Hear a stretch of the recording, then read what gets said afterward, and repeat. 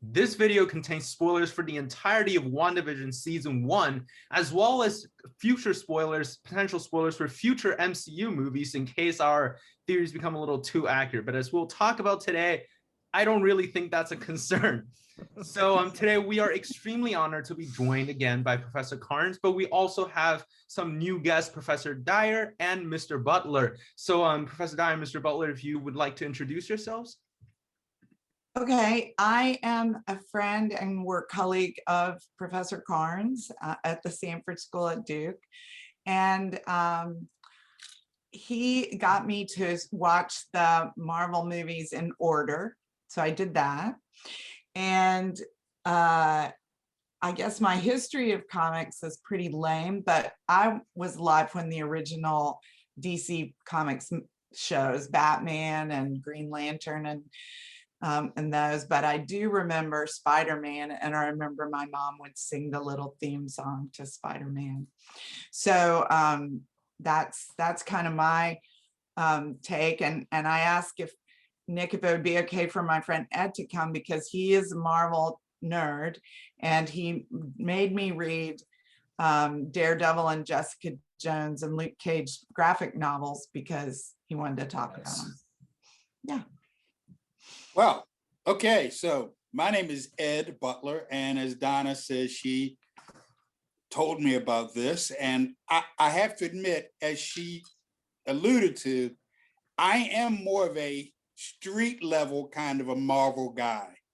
Daredevil is my number one. He's my favorite, always has been. I have been reading comics since I was in elementary school. And so that means, you guys, I'm old. I'm so much older than you guys. For me, it really was a street level thing. It was Daredevil.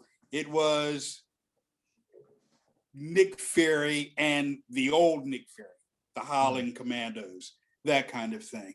And of course, Spider-Man, because he's street level. I'm still one of those folks who, MCU, good or bad, I don't know.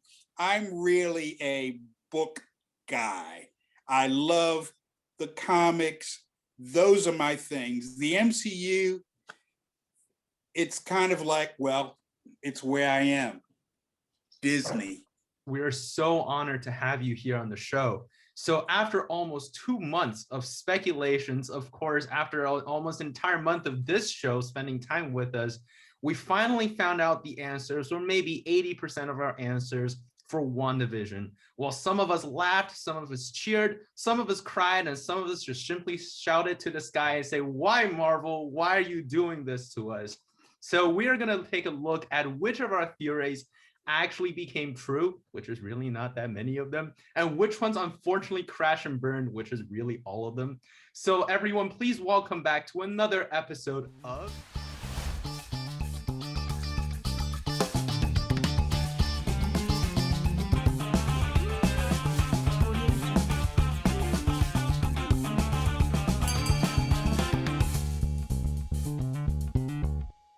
leading our discussion for the theories will be Professor Carnes, who kept a really comprehensive record of our fan theories. So Professor Carnes, if you would like to start us off with some of the theories we had. Sure. So I'll run through a few of mine, Harry, and the kind of good, bad, and the ugly. I will say one of my very first predictions, and it was kind of an obvious one, is someone's trying to weaponize Vision. That seemed pretty obvious from the outset. We call that a win. I also said someone's trying to weaponize the kids. Nope, no one seems to be concerned about weaponizing the kids. In fact, Hayward, tries to kill him the minute he sees him in person. So that one's down.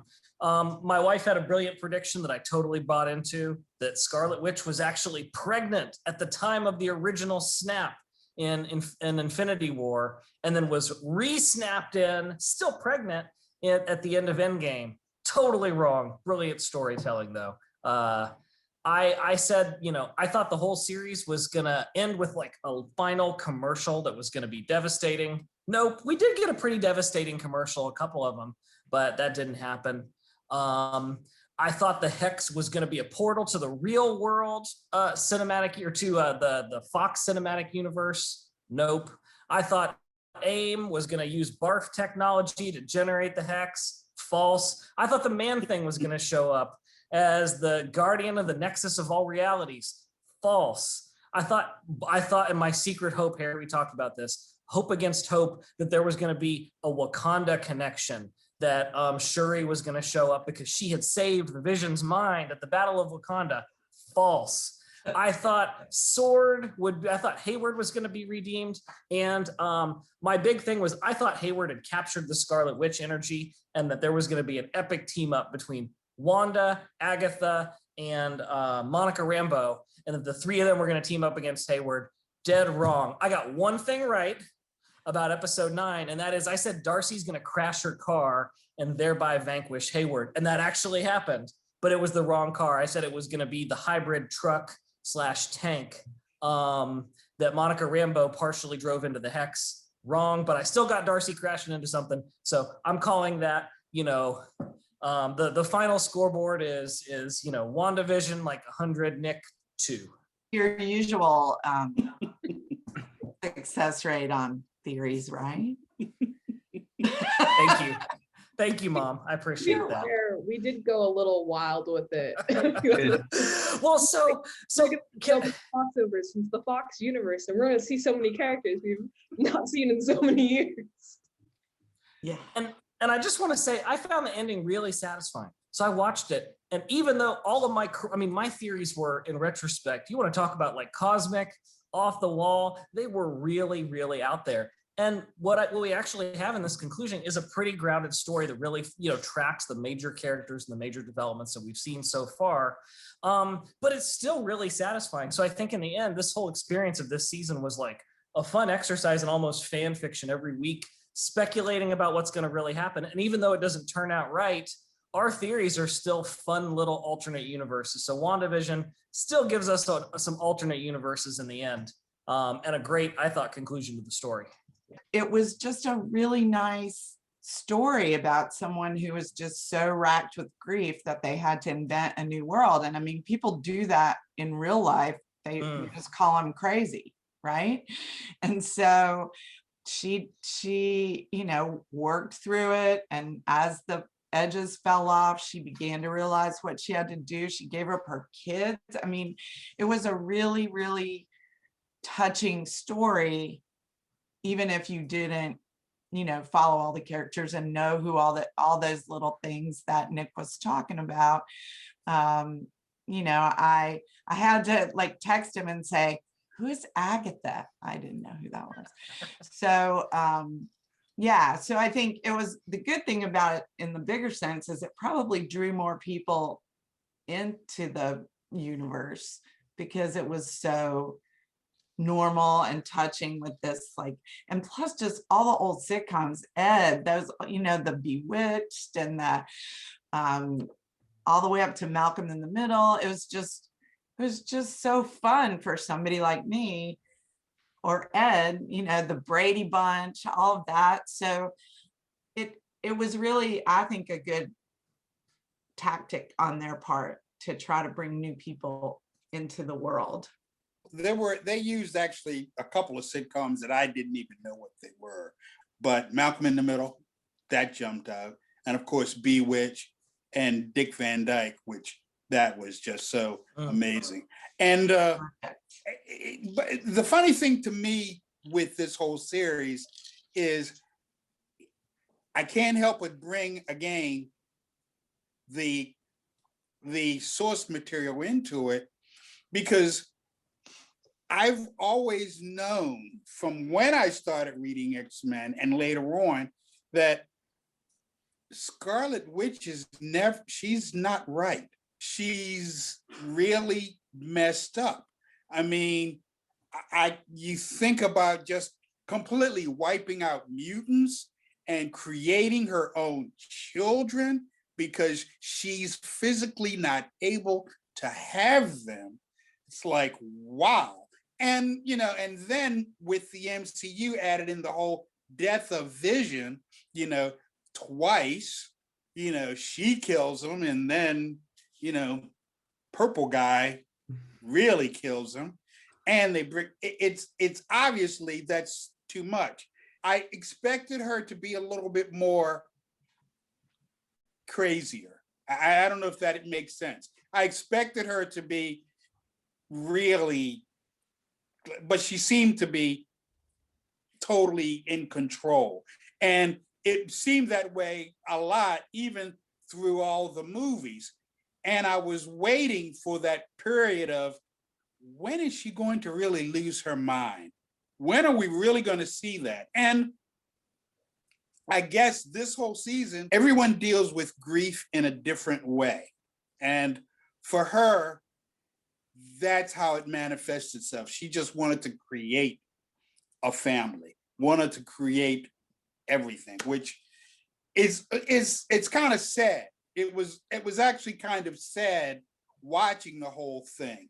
The first couple episodes were just so weird, but to me, they were still sad because I'm thinking, what is she doing? Why? Yeah, I think that's a good point about the source material. I do think the MCU definitely humanizes Scarlet Witch more to a certain extent. Because I remember I was quite young when I read House of M originally. So when the show came out, I went back to like read one issue and I was like, I aborted halfway through because I was like, this is so depressing. This is quite dark. But the MCU definitely does a good job of like making you have more empathy for her and exploring the character development of how she's gotten to this point. So it's definitely different from the source material, but I still do like it. Yeah. It's definitely very bittersweet, I think, this ending. It's like, you know, while her husband and children are gone, she kind of does let go of that past trauma, which we know has been haunting her throughout the past few movies. You know, the future for her is probably bright.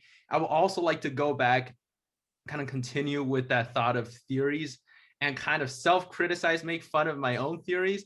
So I think I was kind of right in saying that, oh, I don't want Wanda to turn evil. She didn't turn full out evil. So I'll give slight credit to myself for turning that back and then saying I don't want her to be a villain anymore. And I was so convinced that Mephisto's in this show. For the past 8 weeks, I was like, Mephisto's here, Mephisto's there. And he's not in the show at all. And then the other character I was championing to appear in this show is Ultron. I was like, Spectral Vision is Ultron. And he is not Ultron, although he did have a hint of Ultron voice when he was speaking to Wanda, but he really was just Vision. And I was talking about how Senor Scratchy is going to be Agatha's son. Scratch, not true, never happened. So yeah, for me, I will give myself like a 0.5 out of 100 in my accuracy scale. Not very high at all. So Harry, I actually have to disagree with you there. So in our early conversations, you know, I took notes on all the predictions. So you had a bunch of correct ones that you didn't mention. You said Hayward is going to be the villain. I said, no, he's going to be redeemed. You were right. You said Agnes is Agatha Harkness. You were right. You said Vision is going to die at the end of the series. And I said, there's no way they're going to kill him a third time. And boom, it ends with him going down a third time. And so, I mean, yeah, we get, you know, reanimated Vision is still out there in the world somewhere, but we also have another on-screen death of Vision. You said Wanda is going to abandon Vision at the end. That really happens. So your track record is better than you let on, actually. And this is why, you know, I collect the data. This is why the social scientist in me says, I actually want to line these up. You're about 50% right on your big predictions. So you did okay. So it was not a bad performance. I mean, considering we're trying to predict a show that is designed to be unpredictable, designed to keep us engaged with twists and turns, it's a pretty good track record, actually, Harry. And I think it's because you resisted the really weird theories, with the exception of the Ultron one. The Ultron one was pretty high level, pretty, you know, speculative, but you didn't go really weird. And I think that's what saved you in the end, is you got like a 50-50 track record. Whereas I was all the way in like literally thinking there would be a swamp monster in this out of nowhere. To be fair, there is a moment in the show in the last episode where Agatha says, you guys, you don't know what you've unleashed, Wanda. You're going to need me. And if we count that as Mephisto being in the show, we were all right. Olivia, do you think that's what when Agatha's repeatedly saying you don't know what you're doing, you think she's referencing unleashing Mephisto? I think she's certainly alluding to maybe either the multiverse or Mephisto, because keeping in mind the post-credit scene where she's sort of flipping through the book and she hears like Billy and Tommy's voices, that has to be a multiverse connection. And if anyone were to be concerned about someone so powerful that she could flip through the multiverse, I mean, it'd be a nice little entryway for Mephisto to go into the MCU. Yeah, I kind of wanted to touch on some of the biggest fails the entire fan community had in theories, where people are so convinced these things are going to happen and it never did, and just crash and burn, and just kind of hear everyone's thoughts and opinions on that. So let's just start from small to big. Let's first talk about the aerospace engineers. So to fill you in, when Monica said, I have this aerospace engineer friend, everybody thought Reed Richards, Hank Pym, Come on. you know, even Shuri were somebody from the Marvel universe, but it just turned out to be really no one. No one. Her friend. It was really her friend. And the second one was the surprise cameo. So Paul Bettany said, there's this actor in his British accent. There is this actor that I've always wanted to work with, but never did. And everybody's like, is that Charles Xavier, like Patrick Stewart? Is it like, you know, Doctor Strange, Benedict Cumberbatch? Is it Magneto, you know, Michael Fassbender, or Sir Ian McKellen? But nope, it's himself. Yeah, I guess he's right, because he never worked with himself, and I guess he wanted to work with himself, but it's just spectral vision. And then, of course, what everyone is extremely mad about, when Evan Peters showed up as Quicksilver in front of Wanda's doorsteps, I made 3 predictions. I was like, prediction number 1, he's just some random dude. And I threw it away immediately after I said it. I said, that is not gonna happen in the show. That is too impossible. And then I said, secondly, he's really Quicksilver from the Fox universe. I was championing it. I was like, this is gonna be the opening of the multiverse. And then the third one, I was saying, oh, he's Mephisto, like more Nightmare, because he's a really good villain. But nope, as it turns out, he is just Ralph, and he's just a normal guy. But And don't I you think think that- they did that on purpose? Like, don't you think they put him in so that everybody would think, oh my gosh, what's this gonna mean? Oh, Yeah. this has deeper meaning. No, it's just Ralph, the neighbor guy that Agatha found, you know? Yeah, that I have to admit, that was a lost, and I'm putting lost in quotes as in TV show moment for me, because I realized this doesn't have anything to do with anything, because the MCU really doesn't like doing anything that resembles or is close to a Fox thing at all. And it was funny when Darcy said she recast him, which I thought was hilarious alone, but it ended up, you're right, it was nothing, which was really just kind of, oh, come on, an actor, and they gave Ralph, that's Ralph. Ralph Boner. Boner. Ralph Boner. Right. Like, what Like, kind of come name is on, that? That was I give that one a thumbs down on that. Donna, language. So Yeah, I'm sorry. saying his name. Wasn't that his name? Bohner, I think. Oh, Yeah, there's this fan theory out there that Ralph is Trevor's son or something, because they're both actors and they're both disappointments in their respective movies. although Oh man. she was really surprised. Like when I started reading about that, I thought, well, she was so surprised when he came to the door that she hadn't really, even in her, you know, warped, messed up, broken, grief-stricken mind, she looked really surprised. Like, Yeah. where did he come from? Well, can I stick up for this choice along those lines? So I want to defend this artistic decision a little bit, because I think you can think try. so. Imagine a version of the show where they just cast some other guy who kind of looks vaguely like MCU's Quicksilver. We would instantly know sort of nothing. We would instantly know the plot point. We would instantly know, oh, Agatha's just grabbed a neighbor and recast them. And we would spend, and it would be, you know, just, it would be a non-issue, it would be a non-mystery. And so I think, you know, yeah, I felt a little, you know, I felt let down by the final reveal and you know, that he's just some guy with, you know, magic beads controlling him, but he's not in any way connected to the Fox Quicksilver. But I still think they needed us to be as confused as Wanda was about this character. And the only way to accomplish that was to give us someone we couldn't instantly place as, he just belongs to Westview. He's not someone we've seen before. So he must be another, person being controlled by the Hex. And so the only way they can accomplish that and give us that same, and actually put us in Wanda's shoes, being really confused about what's going on, is to throw us a curveball like that we really can't tell what they're doing. And maybe that's just me trying to, I love the MCU. I'm a diehard fan of the Marvel Studios and what they've done. So maybe I'm just trying to like make excuses here, but that's what I've come up with to try to explain this choice. I'm sure at Comic Cons for the next 10 years, people are going to be asking about this decision and why did you do that to us?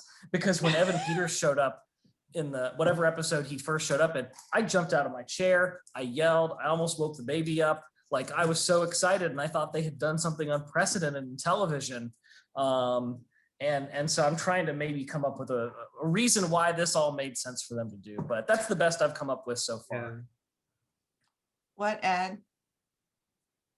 This is what do people still do this in class, by the way? But in class, I feel like I'm in a class. Here, this is what you do. That's what you do. There you go. Yeah. So it was funny to me when I watch movies, especially when I watch horror movies or sci-fi. I always say to my wife next to me, gosh, don't these guys ever watch horror movies? Don't they know you're not supposed to? Don't they know you're not supposed to? And I say that every time. When Evans Peters showed up, at one point I'm thinking, does she know him from the movie? Has she seen the movies? Because is that what? What? And it made me wonder, wait a minute, how's this universe work? Obviously, she's never seen any MCU movies. But again, Fox that's really smart. Yes. A completely different thing. So maybe she saw the movie, and maybe that is what in that universe they saw those movies. Who knows? I thought about that, but then it went away because I'm thinking, oh gosh, but it was so silly because it meant nothing. But I think you're right though. I think it was used to confuse us as much as it was to confuse her. Ed, maybe we can save it. Maybe in the future in the MCU, this guy Ralph is going to be cast as Quicksilver in a movie that becomes like the Fox. Like maybe there's a Fox Studios within the MCU, and it's going to make these, kind of so-so X-Men movies, and it's going to cast Ralph. Like the little skits in Ragnarok with the alternative. There we go. And Sam O'Neill. Maybe Kevin Feige saw Dark Phoenix and he's like, I want nothing to do with this universe. So he just thought, but I still want Evan Peters as some kind of Quicksilver in the MCU. He's like, I'm going to fulfill fans' wishes, but I'm also not going to introduce him into the MCU because I feel like Kevin Feige really is a purist when it comes to MCU. He is reluctant to bring any of the Sony stuff into the MCU. Like, Amy Pascal said, none of it's part of the MCU, and Kevin Feige said, no, they're not part of the MCU. Agents of S.H.I.E.L.D. officially not part of the MCU anymore. Netflix shows, the Avengers Tower didn't even show up, so I don't assume they're part of the MCU anymore. So I think this is a little tongue-in-cheek thing that the MCU did just to give us something that we want. We did get to see Evan Peters in the classic Quicksilver costume, and that was really touching, and that was a really cool moment to see all them in their old costumes from the comics. So maybe that's the gift to fans. It's like, we're not going to give you the full multiverse, but we'll give you just this little treat of seeing these seeing this representation on screen. With the Quicksilver thing, I'm kind of, in my desperate attempt to reconcile the choice, I'm kind of holding on to it being a sort of like red herring misdirect where they are going to do something with Fox, but they're like, let's trick everybody first and do something that appears foolish. And now later we'll seem like geniuses when we pull out a whole like multiverse concept. So maybe that's what's happening, or maybe I'm desperate to believe that this didn't happen, but we'll see. Yeah, I'm with you there. I think they really, Marvel and Kevin Feige, they're really into the long game. And I'm looking forward to every piece being thread together, because I do want to bring those Fox and Netflix and all of them, I want them all tied in. I I really do. I'm looking forward to it really connecting. And so with Doctor Strange, obviously I'm so looking forward to that. I can't sleep. That's the one that I really want to see more than anything. I have to admit, I'm not the Falcon and Winter Soldier. Yeah, okay. I'm looking forward to it. Winter Soldier is so cute though. True. He's so handsome with his hair all kind of greased back and stuff. Yeah. You just like the silver arm. You just like what that possibly do. But that's right. I trust them because again, it's a long game and they're really, really smart. So they're toying with us, and it's kind of fun. It's kind of fun. Actually, speaking of Spider-Man 3, Harry, having thought on my initial point, I do think it's far more likely that they are going to do something with the multiverse in the Fox universe now. Because if you can have Tobey Maguire and Andrew Garfield appear in Spider-Man 3, yes, what's the problem with bringing anybody else in? I mean, I would right. understand if Kevin Feige saw Dark Phoenix and was like, absolutely not, because that is a factually terrible movie. But I mean, there are great pieces from the X-Men universe that could be brought in. There are great actors. The cast is wonderful. There's stories that they can get access to. So there's really no downside to bringing them into the MCU. Watch Jamie Foxx and Alfred Molina show up as Electro and Doc Ock just to turn out to be two other actors from the MCU. We're just actors and we're dressed up as these characters. My heart couldn't take that, Harry. That would be too much. Why would you say that out loud? Why would you wish that into being by saying that? I was mostly holding on to the theory that Mephisto would be in the show. That was really my one Scion theory that I was rocking with till the end, and he was simply not there. So it's okay. It's okay. I love how like each episode, one of our Mephisto like suspects get like fallen down and another one just comes up. Like I remember in like all the way in episode 2, we're like, Dottie is Mephisto. Then it turns out she's just Sarah. She's not Mephisto. And then we thought that Hayward was Mephisto. No, I still kind of think Hayward is Mephisto. I still kind of think that. Oh, really? Wow. Oh, maybe he'll break out of jail. Maybe he will. Maybe he wanted to be caught. The shark from that stop motion commercial, that terrifying commercial with the island and the little kid, that's Mephisto. Sorry. But also, like, I love how in episode 7, we all thought that bug in Agatha's house was Mephisto. Yep. And then it just straight up gets eaten in the next episode. That is them having fun with us. That's them saying, we know how the fans are going to react to this. We're going to let that bird fly around for a minute. Then just to be really clear, we're going to have Senior Scratchy eat the bug, just to really make you. Despite our theories crashing and failing, most of them, we are still coming back with more theories about the multiverse saga with Spider-Man 3 and Doctor Strange in the Multiverse of Madness.